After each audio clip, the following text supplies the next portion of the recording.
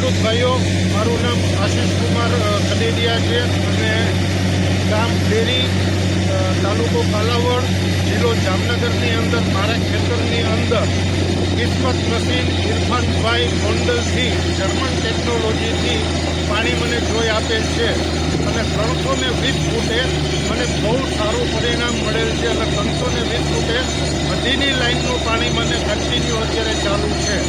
તો હું ઇરફાનભાઈનો ખૂબ ખૂબ આભાર માનું છું. અને ખેડૂત ભાઈઓ, ભવિષ્યની અંદર પણ જો તમારે દાર કરાવવો હોય તો ઇરફાનભાઈ ગેલેક્સી મશીનનો સંપર્ક કરવા નમ્ર વિનંતી.